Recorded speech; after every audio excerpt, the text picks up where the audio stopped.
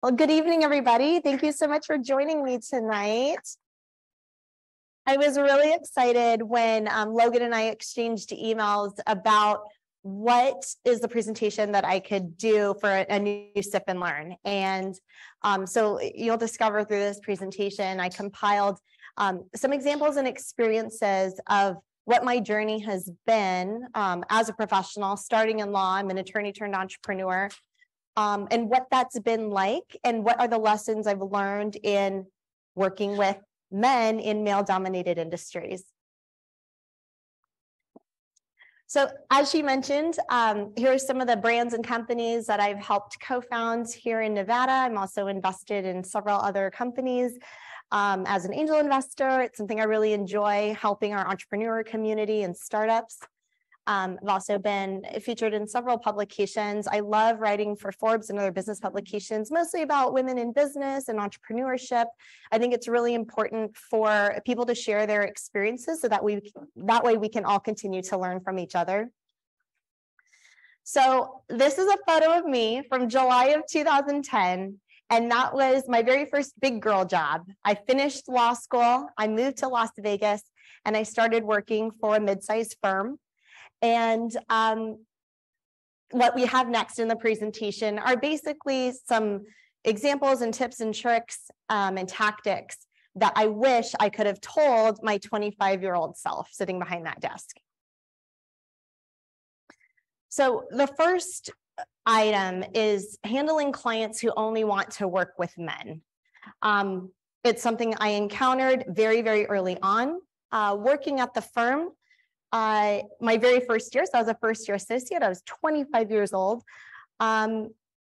We had a situation where there was a client who was an older gentleman in his early 80s and was just kind of an old school guy. He only wanted to work with male attorneys. And it was just a known thing. And also because I was new, my boss, which I appreciate, just kind of kept me out of the crosshairs. And he was like, you don't have to work with him, it's fine. Several months went by, and then my boss came and knocked on the door, and he said, hey, you've got to go take this guy's deposition. No one else is available to do it. It's only going to take an hour. He already has all the questions. You literally just have to get in there, hit record, ask the questions. He's been prepped on the answers, and that's it. And I was like, okay. And you're 25 and naive, right? And this is just a task you have to do for your job. So I walk in and I'm seated across from him. And I asked him if he needed anything before we got started. And he looked at me and he said, I'd like a cup of coffee. I was like, sure, no problem. And so I buzz in the admin, she brought the coffee. And as soon as she left, he looked at me again and he said, I want you to go get me a cup of coffee. And so I'm sitting there and I'm like mortified, like my heart is pounding so hard. That's never happened to me before. And I was just staring at him like flabbergasted. And I just looked at him and I was just trying to think of what to say. And there was a small part of me that was like, do I just get up and walk out? Do I go get him a cup of coffee? Like, what am I supposed to do? And I just looked at him and I said, I can go get you a cup of coffee. It'll take me 15 minutes and I bill out at $450 an hour. And then we just stared at each other. And it was the longest, probably 10 or 15 seconds of my life up to that point. And we just stared at each other. And I was like, not going to break the stare, right? So we're staring at each other and it was this like standoff stare. And finally he like waved his hand dismissively, and I took that as like a sign to proceed. So I hit record and jumped into the first question. We fly through the questions and I ran out of that room. I was 25, right? We finished, I like hit stop, I ran out of the room and I ran straight to my car and I called my mom because I was so pissed. I was like so like frustrated and mad and annoyed and I was so annoyed. And so I like ran out to my car and I was like crying because I was so pissed and like called my mom and like told her what happened. And, we had our session about it, and I went back into the office. And I'm so glad that that happened to me early on. I'm so glad that happened to me at that time when I was totally not equipped for it. because it taught me, like, know why you're in the room, right? Know why you're in the room, because this idea of like, oh, well, I can't do this, I can't handle this, and like leaving and walking out, maybe that could have been an option, but it wouldn't have gotten done, one. Then it would have become a larger issue than maybe it needed to be. And I'm just glad that I just got it done. I got it handled. Be of value, get the job done, and get out was what I learned from that situation. And that lesson has served me time and time again through the years when you're in a situation where just, you know, some people simply don't want to work with you, or they don't think that you should be in the position that you're in, so they want to be working with somebody else.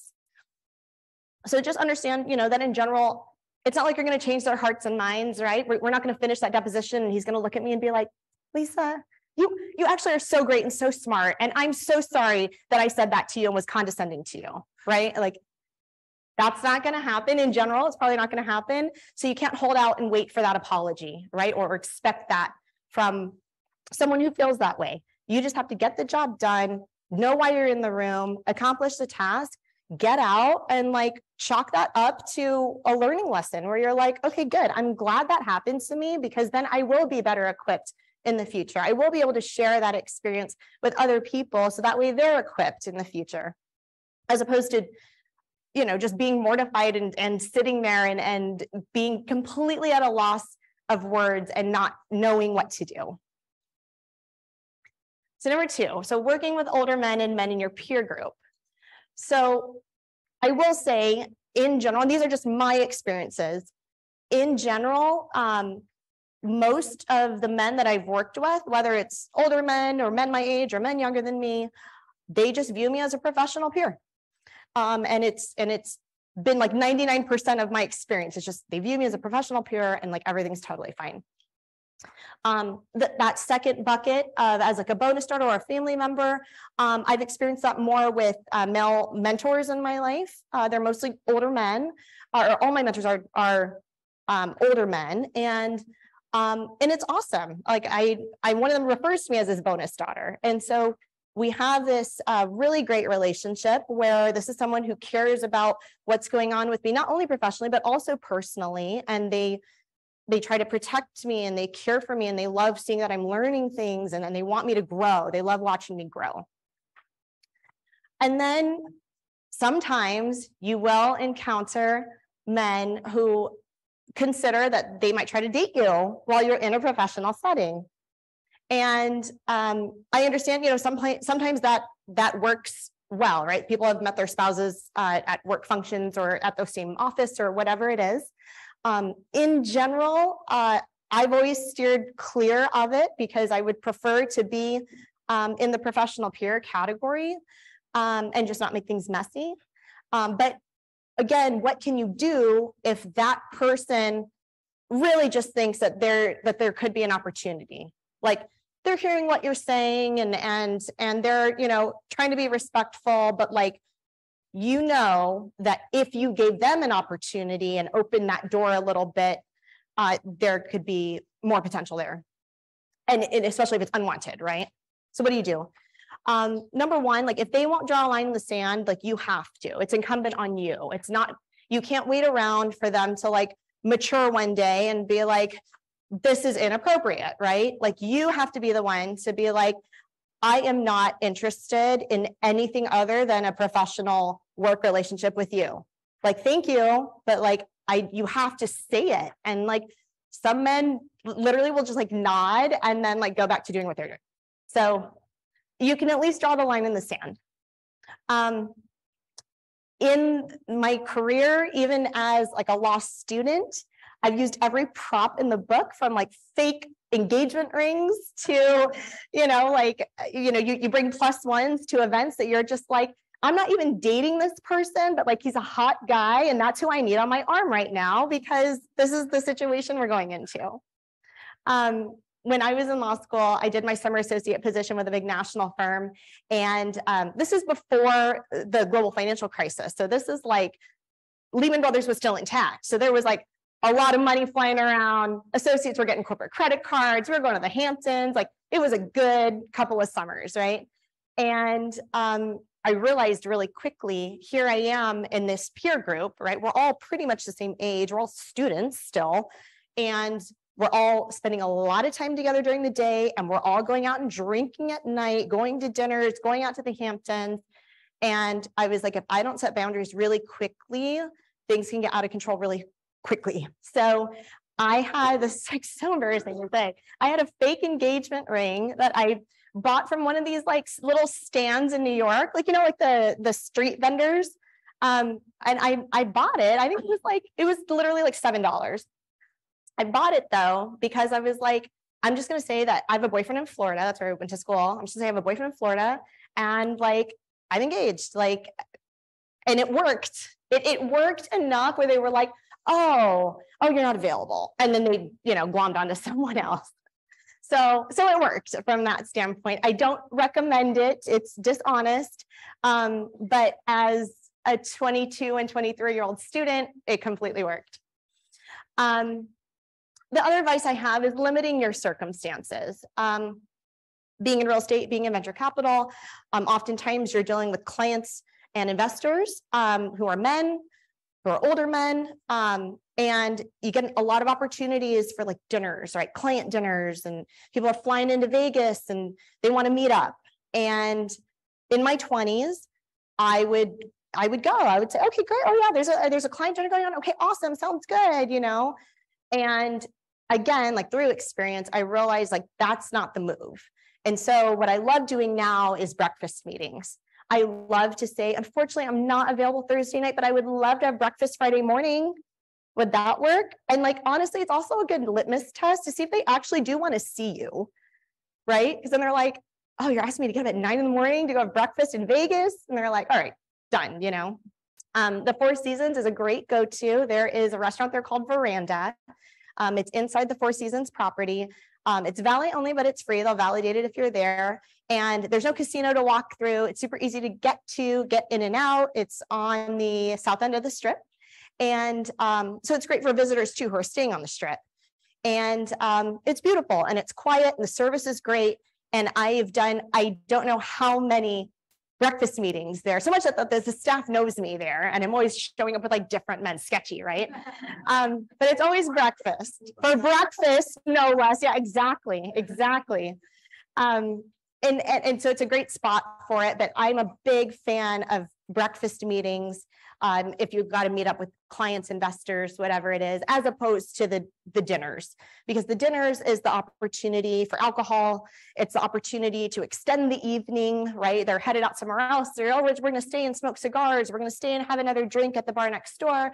Whatever it is, it keeps snowballing and the line keeps moving for what your boundary is in relation to your interactions with them. So love the breakfast meetings. Please feel free to use that. What do you do if you're the only woman in the room?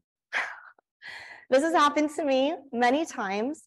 And what I'd say is embrace your competitive advantage. So if you are the only woman in the room and you notice it can make you feel uncomfortable. So what I look at as opposed to it being a disadvantage, like, oh, I'm the only woman in the room, it's your competitive advantage. It literally makes you stand out for like no other reason other than the fact that you're there. And so that's your opportunity to seize that. Be tactical about it. If you are the only woman in the room, the first thing I pay attention to is the seating arrangement. Do not go sit on the side. Do not. That's where admins sit. That's where assistants sit. You are not an admin or assistant, perhaps in that case, right? If you're in the room, there's a chance you're not the admin or assistant, so you don't need to be sitting on the side. You need to take a seat at the table, right? It's a cliche, but it's 100% completely true, especially if you're in a long boardroom. And you guys will throw their stuff down. They're already claiming seats, right? You can't wait. You can't wait to see where other people are sitting. You are there for a reason as well. So you need to claim your seat, and it's at the table. It's not on the side. And don't let anyone push you to the side either. That's happened to me before too. Not volunteering for admin tasks, right? It's embedded in me. Like my mom calls me helpful Hannah. Like I love to help. I want to try to be helpful, right? not because I'm a woman, it's just my nature. I want to try to be helpful.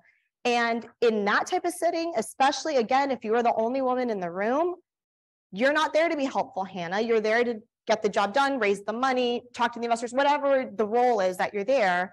So do not volunteer for admin tasks, especially when you're the only woman in the room, because that sets the precedent of every other task the rest of that day.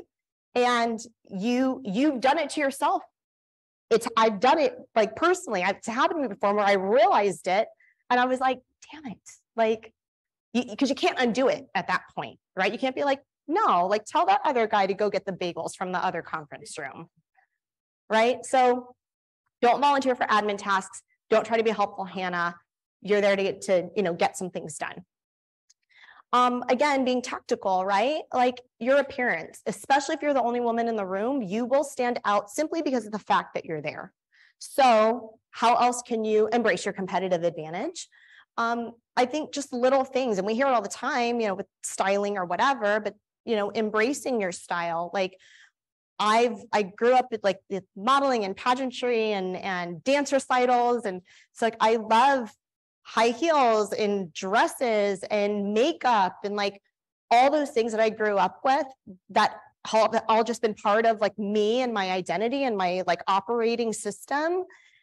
Getting into the professional world, you hear a lot of different feedback, right? You hear, make sure that, nothing's too tight or too short or too much skin or whatever it is. And I think all of those are true because you don't want to be distracting. I'm not there to be distracting. I'm there to get the job done, but I'm still going to embrace my style. I'm still going to be myself, and I'm going to be functional. So just little things, right? Like dress for your body. And I had a great law school professor, one of my favorites. She was also a judge in Florida, and she would always say, classy always wins. She was a family law judge. And I just loved it because it's so true on so many different levels, but especially when you're thinking about your appearance and thinking about the different situations that you're in and will continue to be in, just remember that classy always wins. Number 4, if you're negotiating or if there's an adversarial position that you're in, especially across from a man. So I'm just going to talk in generalities here, but I do think there's truth in some stereotypes. They're based in truth. So in general, if a man is yelling or he's forceful, he's aggressive, he's a go-getter. If a woman is yelling, she's crazy. Like she needs to tone it down. Sit down, Karen, right? If a man is crying, he's passionate, he's in touch with his feelings. If a woman's crying, oh, it must be the time of the month, or what's her problem? That's a lot. Like, chill out. Those are generalities, but they're true. And we face those stereotypes when we are in business settings. So the best practices that I've learned in these situations, especially when you're in negotiation, when you're in adversarial positions, the first thing I pay attention to is my speech and my tone. I try my best to lower my voice. When I get excited about something or passionate about something, my tone raises and I start speaking quicker. And I try very hard to be cognizant about reminding myself to enunciate because it immediately slows my speech down. And I put on my news reporter hat and I'm like, pretend you're a journalist, pretend you're on the Channel 3 news, and you must enunciate every single syllable and every single word. So it immediately slows down my speech. And again, the tone, I try to drop my voice. And I realize that in doing that, it makes people lean in and listen a little bit more. So just little things like that, those little touches, those little nuances can be very helpful when you're in a setting where you're already nervous. There's a lot on the line. You've done a lot of prep for it. And just remember that unfortunately, for a lot of people, for I think the majority of people, those things like the yelling and the forceful and the crying, unfortunately, we as women have to deal with the negative stereotype of it as opposed to men. And that's just how it is. So guess what? We need to be adaptive. We need to say, look, I'm here to get the deal done. I'm here to raise the money. I'm here to do whatever it is. So I am going to adjust. I'm going to adjust what I do so that I can get the job done. And so I know we talked, it's a man's world was like part of the title here. And I would maybe question that a little bit, right? Like, is it really a man's world? So I pulled some statistics, and I have the links in an email, but 51% of the population are women, 59% of college students are women. When we start our careers in our 20s, women actually do earn more. Now by our 30s, in general, women take themselves out of the workforce for a period of time to have babies or raise babies, or take care of their families. And that's where that gap starts to widen. But if you look head to head at the start of the careers, who's getting paid more? It's women. And it's because you're finding that female staff, women founders, they're delivering higher returns. And so employers see that. And so again, at the start of these careers, as through their 20s, from 22 to 29, as compared to their male counterparts in the same position, the women are earning more. You have a higher statistic of women who run for office getting elected, as opposed to, so there are more men running for office and there are more male politicians and men in government leadership. However, the women who do run, they have a higher statistic of winning than men who run. So I think it's really great. And I think it's indicative of the fact that we have an opportunity, especially in America, right? In the United States of America, like in this country, like we can do anything that we want. We can do anything that we want. So I don't listen to the narratives out there about, women being oppressed and all these kind of negative things where surely there's elements of it that are true, but I look at that and I just say, you know what, that doesn't apply to me because I'm not going to let it apply to me. So I love this quote from Tony Robbins, success is doing what you want, when you want, where you want, with whom you want, as much as you want. And I just love it because I think it's a great reminder of the fact that one, success is different for everybody. So you truly just have your own definition of it. And again, here in this country, in this community, in this state, in this city, we truly have every opportunity available to us. We just have to utilize the resources that are in front of us and go out and get it. And so I just want to end with a quote that my parents told me growing up, and it's something that still resonates with me today. Hard work beats talent when talent doesn't work hard. And I just think it's such an important reminder that, you don't have to know everything, right? And I think as women as well, we often want to have everything perfect before we launch. We want to be totally 100% prepared before we take whatever on. And it's just a reminder of the fact that we're resourceful. And if you put the hard work and work ethic behind it, it'll shine through and you'll be able to be successful. So please feel free to connect with me. I'm on social at Lisa Song Sutton, and I appreciate you guys having me. Thank you. Yeah. First, if you wouldn't mind just repeating the question, just so people online can hear it. Do you find it harder being a woman with an ethnic background in business compared to maybe say no?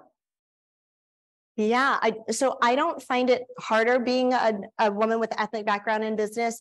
What I do find is that it makes me stand out, which again, I view as a competitive advantage, because just by the pure nature of no surprise, I'm Asian.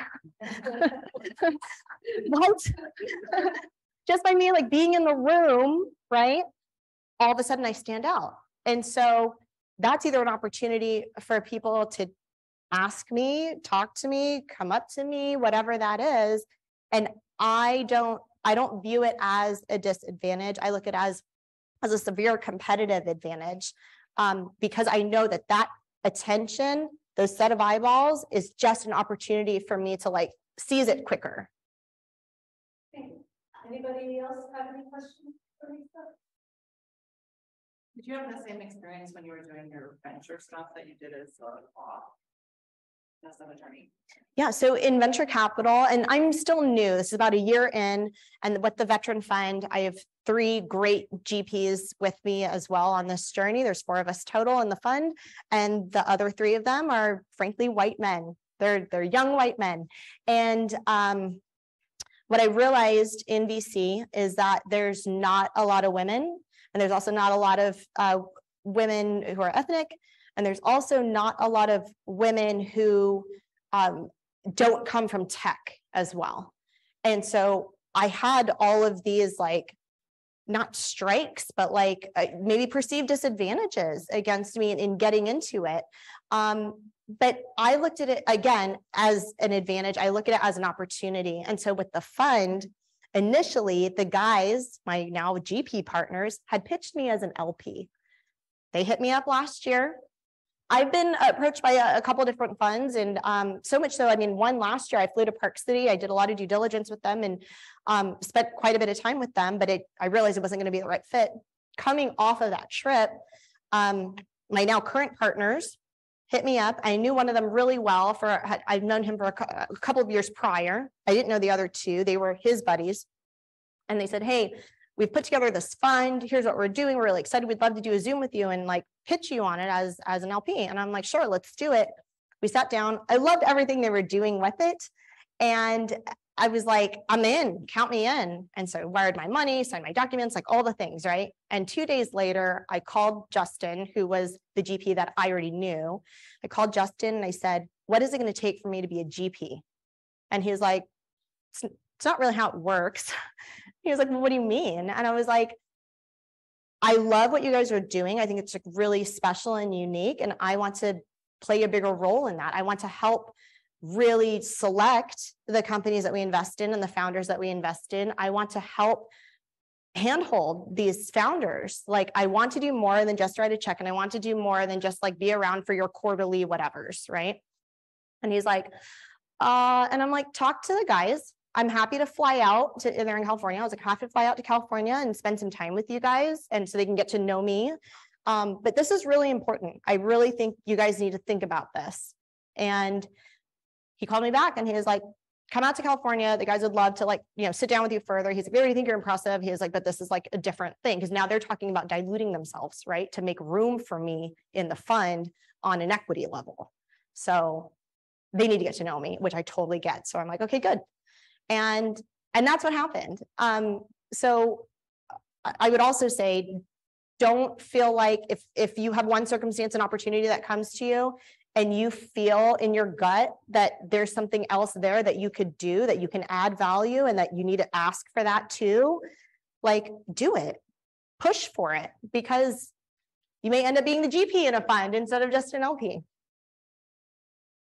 I have another question for you. I'm sure being an investor, you have a lot of different entrepreneurs and startups that will approach you, different events. What stands out to you? So if you have a new startup, an entrepreneur that says, hey, I have this great idea. I need an investor. For you to take them seriously, what do you want to know within that first 30 seconds? So I've learned within angel investing and now in venture capital, it's less about what this, magic new widget is, or this, out of world tech idea is, but I need to know what's going on with the founder, and I need to know that they're committed and serious. And I really like paying attention to like what's going on in their life, right? Do they have support systems around them, whether that's in the form of family, friends, partners, whatever it is, because this journey is hard. Entrepreneurship's hard. Building a company is hard. And you need good, solid people around you. And when I meet solopreneurs who, unfortunately, maybe they come from, hardship backgrounds where they haven't built a community yet, right? They're on that journey and they're doing that. I tell them, I say, focus on your community. Like, you need to build around that support system, that buoy around you. So then you can really like take this off and running, because there's going to be a lot of distractions on the way and things are going to get hard. So I really pay attention to what's going on with the founder. Where are they at in life? What do they have going on in life? And like, who's around them? Who do they spend their time with? Who do they spend their extra time with? That's really important to me. Do you have guidance on building that community, or maybe just solopreneurs that don't necessarily. Yeah. One, just like going out and getting engaged in your community, right? So I'm a former Miss Nevada. During that time, I did nearly 500 community appearances, volunteering in schools, raiding in hospitals, working with nonprofits. And that had nothing to do with real estate or the bakery or swimwear or venture capital. But guess what? I was out there in the community meeting folks I otherwise would have not met. And our common thread, our commonality, our common interest was volunteering our time for Name Your Nonprofit. So I think the first thing you can do is go out there, get engaged in your community, commit yourself to passions and causes that are important to you, because you will meet like-minded folks. And then again, participating in stuff like this, right? Startup MV, what a great resource. This is our state's largest business incubator. I mean, the list is long of all the ways that Startup MV has such great resources available to the community. So you've got to get out there, right? You have to be proactive and come spend your evening here, but hopefully you're getting value out of that and you're meeting great people and you're getting ideas and there's like threads that are starting that you can pick up on and execute. But you have to do that. You're not going to get those things just staying within the bubble that you know, or the same people or the same places or the same things over and over and over.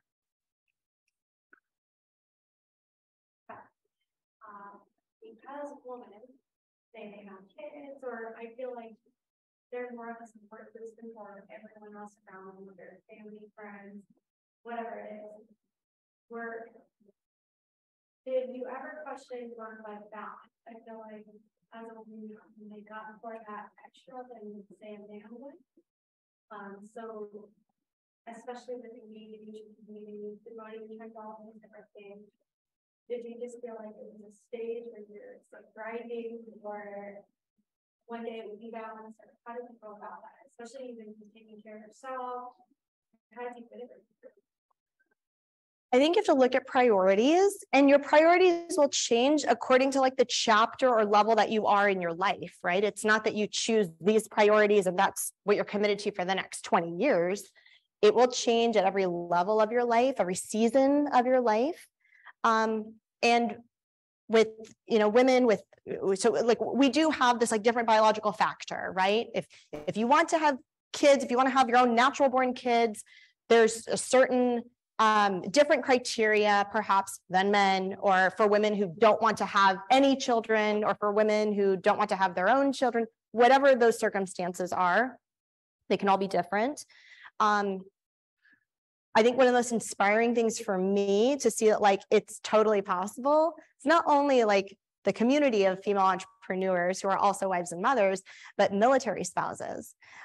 So our very first portfolio company actually for the fund is a company called Instant Teams. It's founded by 2 military spouses. And they realized that they had taken themselves out of the workforce because they moved every 3 years because they were chasing their husband's employments, right? Assignments. So every 3 years they were moving. So they were just like, oh, this is so annoying. I've got to, like, how can I even build a resume? Like, this is crazy. So they took themselves out of the workforce and focused on their family, which is fantastic.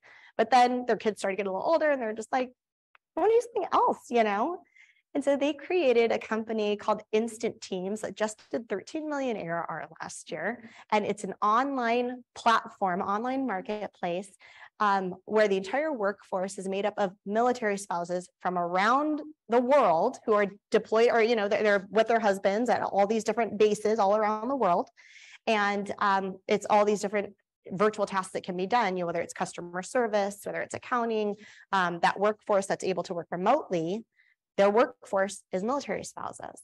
So I think there's just actually a lot of opportunity with family and kids and getting a chance to juggle all of that, because they get inspired, right? And they would have never thought, I've spoken with Liza, one of the founders, like they would have never have thought of that idea had it not been their life, and feeling that frustration around it and wanting to do something more. But I think balance is different for everybody. And again, I think balance is different at different seasons in your life.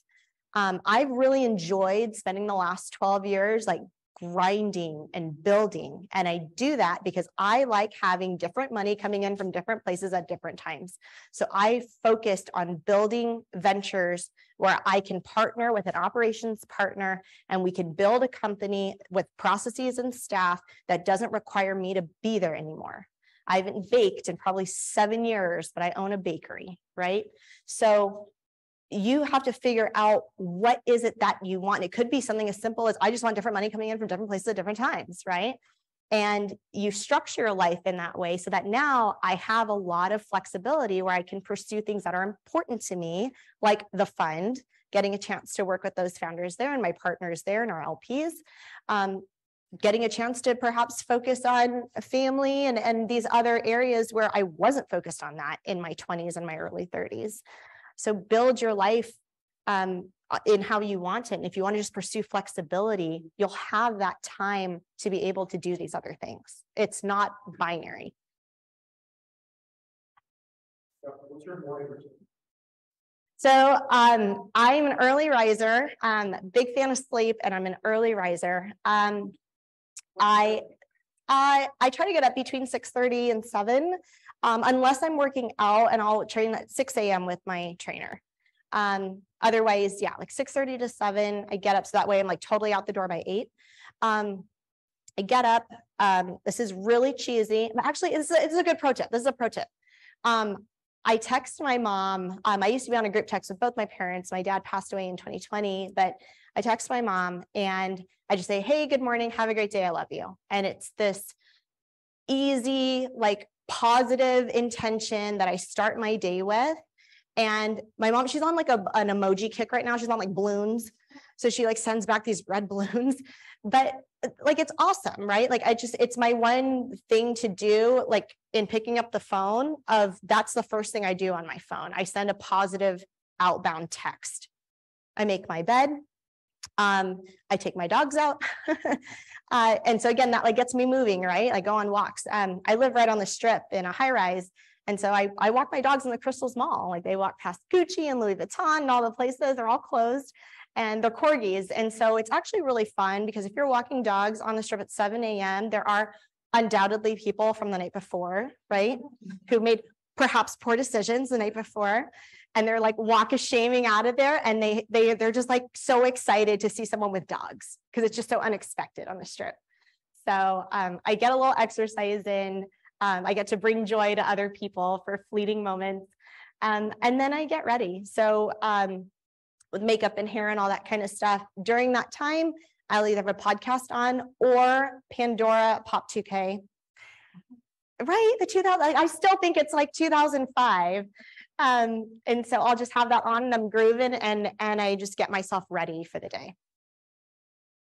What kind of dogs do you have? Corgis. Yes. Oh, cute. Yeah, they're so cute. So I'm, there's a group in town called Sin City Corgis. It's a recreational group called Sin City Corgis. There's literally like over 300 corgi owners in this group. And they do once a month meetups at like different dog parks. They switch them around. Out of control. I can't make it to every one, but it's awesome. They're in like the St. Patrick's Day parade in Henderson. I mean, it's out of control. The last one I did was summertime and they did ECC Electric Corgi Carnival. Yeah. Like, come on, like. So like that's what I love about Vegas, right? Like there's something here for everybody for anything. Any other questions? Which podcast? Oh, sorry. Is it too?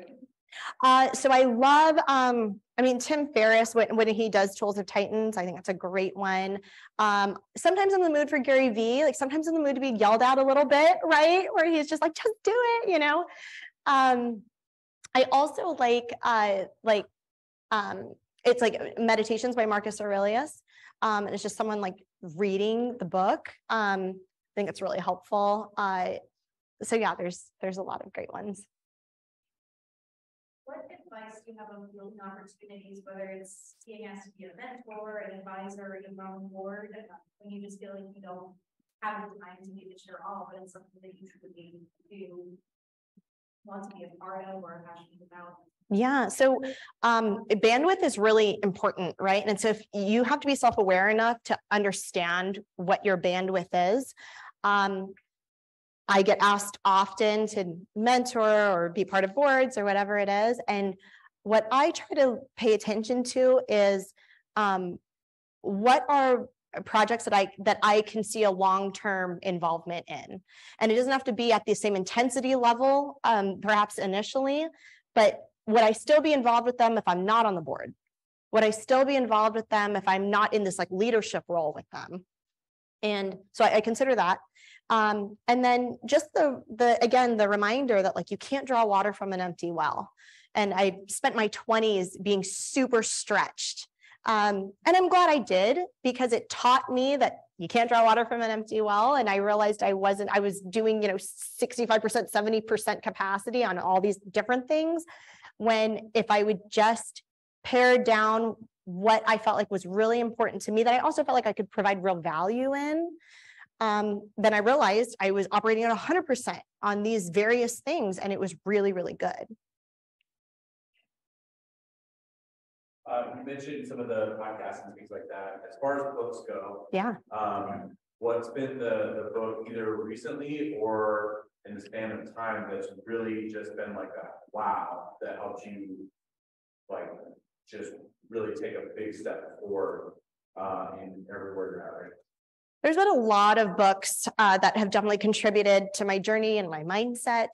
Some of the early ones that come to mind, there's a book called A Shark Never Sleeps. It's by a guy named Drew Rosenhaus, who's a sports agent. And I ate it up. I was in my mid-20s. Shark Never Sleeps. Tim Ferriss, again, he's got a book called Tools of Titans, and it looks like this giant dictionary. It's a little intimidating at first, but then you realize within this giant dictionary are like snippets where like everything's 2 to 3 pages. Like you can consume 2 to 3 pages at a time. And what Tools of Titans is a synopsis of all these different podcast interviews that he's done over the years with all these different high level people. Some of them you've heard of, right? Like, an Oprah or Tony Robbins. And then there's a ton of people you've never heard of. Some like obscure gold medalist from wherever, right? And it literally goes through what's their morning routine, who do they spend time with, what do they do for volunteer work? I mean, just like really good tactical questions. And he distills all that down into 2 to 3 pages in this giant book called Tools of Titans, which is great. 48 Laws of Power. I think that's an excellent one. There's a lot. There's a lot of great books. We had another question from the phone. First of all, I appreciate you saying that most men would treat you as professional peers. Overwhelming majority. Overwhelming majority. For the most part, I think a lot of times they'll more or less get along well. So I appreciate some thoughtful intention on that. So to derail that slightly, I do take one of the slides we had, I think it was number 4, said that if a man sees a man crying, that that's an emotional man. I reject that in its entirety. I believe men seeing other men crying generally view them disfavorably, and they can't take it, they're whatever, they're acting like a girl. I'm not saying it's the right thing, but so one of the things that, so this is been a topic a lot of people discuss, we spend a lot of time thinking on this. Men actually treat men differently if there's no woman in the room as well. Sure. And they're sort of a two-edged sword. They're generally gentler with women, but they're also not going to be as sort of upfront, quote unquote, or transparent. And so I think men are socialized to do business a certain way. Women are socialized, tend to be friends, right? Talk about those administrative roles, stuff like that. I think we've been getting away from that. So I guess my question to you is, I think this has been a lot of great insight about women interacting with men and how to sort of navigate that. But do you think that, we're talking about sort of an edge case with men, or do you think sort of the interweavings of men versus men and how that factors out? Because if I walked into a room, and I was a woman, in a lot of ways, men would treat you differently. Not saying better, not saying worse, it is different. And so if we're looking for sort of more equal footing, it's, for me, I grew up a pretty traditional Mormon. I understood certain gender roles growing up, seen a lot of differences here, but sort of, I think the challenge is partially for all of the folks in here on the side of these arguments is, how do you connect with what's going on and make sure that you are treating each other fairly and reasonably and all that other stuff? So is that, Sure. Does that give you something to jump off on here? I mean, I think the first thing is your mindset, right? Because if you're feeling insecure about being the only woman in the room, or if you're intimidated about the fact that you're the only woman in the room, that'll just play out. It's going to be like a self-fulfilling prophecy. I do think in 2022 that we're really in like the best business climate that we could possibly be in, we meaning people, professionals, people in business, because of how much personal development work people are willing to do, right? I think, you know, my parents' generation, and certainly before, the idea of talking about your feelings, whether you're a man or a woman, right? Talking about your relationships or business relationships or personal relationships, that was not a thing. Talking about feelings or how something makes you feel. And I think in 2022, it's certainly at the forefront, right? And certainly in business, we're cognizant of founders' mental health. We're cognizant of how business plays a role in people's overall well-being, and employers are, you know, creating these spaces for their staff to be able to explore, you know, mental health options or taking a mental day or whatever that is. That wasn't the case previously in the work world, right? In the business world. So I think now we're in probably the most friendly climate for that, to be able for all of us to come in with an equal mindset on equal footing and say, hey, let's work together to get the job done. Thank you. Have you ever walked in a room and there is one other Mhm. and rather than really, you know, working together, turns into a situation where she either feels, I don't know if it's almost a Threatened, intimidated, yeah. How do you navigate? So I always try to go in with like severe like collaboration over competition. And I actually credit modeling and pageantry for this mindset. You would think in modeling and pageantry that it's like cutthroat, competitive, everyone has body issues and you're all judging each other, right? Like, I think that could be the case for some folks, but in general, what I found in modeling and pageantry was I found a lot of like-minded women, and in pageantry in particular, I found a lot of incredible women who were engaged in their community, loved doing volunteer work, literally like the same stuff that I like to do. So of course we became friends. So I just always try to have that mindset of collaboration over competition. So yes, if I go into a room and I do see another woman there, and if I get like some weird vibes or whatever, I really do try to go out of my way to like introduce myself and just let her know that like, I'm not there to be a bitch. So you don't have to be one either. We don't have to be best friends, but if we're all there, especially if we need to be working together, then I'm there to help you and get the job done. Any other questions? What motivated you to have Las Vegas as your base of operation? So initially, I moved to Las Vegas because my parents were in Arizona. I grew up in a small town called Sierra Vista. It's right next to an Army intelligence base called Fort Huachuca. Really? Oh my gosh, yeah, it's a teeny tiny town. That's awesome.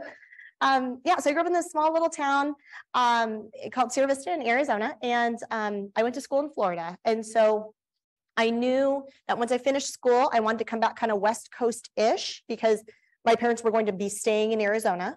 So I looked at Phoenix, I looked at LA very briefly and cut that out. And then I looked at Vegas, and this is 2010. This is, oh my God, the traffic's insane. It's too much for me. So this is 2010. This is when Vegas was in the recession. And I was just fortunate coming from South Beach, because moving to a place like Vegas in 2010 was like the Nordstrom semi-annual sale. Everything was half off. I was like, what is this magical place where like the rent and gas and groceries are half off from where I'm moving from? Like, I love this place. Yeah, so 2010, I was like, this is amazing. Yeah, I bought my first property in 2011. Like, it was just unbelievable. So I really, I glommed onto the opportunity that was here, even though there were so many people who were leaving, right? I looked at it as opportunity, and I loved that, and I still love to travel. Our airport is so good. We have such a good airport. You can get direct flights pretty much anywhere because of like our heavy convention traffic, right? So many people fly into Vegas, we have so many direct flights everywhere. So I'm like, okay, I can be in the hub of the Mountain West and be equidistant from Orange County and, you know, like Phoenix, and then also be able to pop up to Salt Lake. I mean, we're right in the middle of everything. Plus we have a great airport. So that was what won me over. And then the community has kept me here.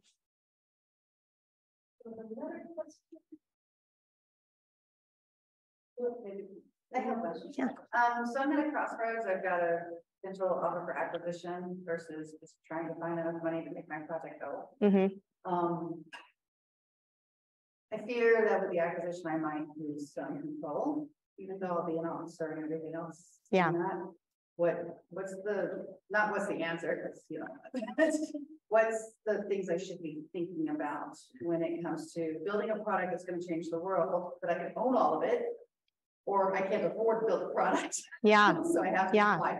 So to me, in building businesses, and I bootstrapped most of my businesses, money is like jet fuel for the company. So depending on what the product is or service is, if you need to grow fast because you need to get it to as many people as possible in order for it to take off and scale, I would consider how can you get that money? And maybe it doesn't have to be acquisition, or maybe it could be a debt note. Maybe it could be some sort of hybrid or some other circumstance where you're able to raise that money and turn it into debt on the company instead of you having to give up equity.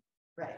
So I would explore every option, and even going to the people who are trying to acquire, right, and saying, look, like this company is really important to me. So I want it to grow, and this is how much I need. What are the other alternatives here? Like push back on that, right?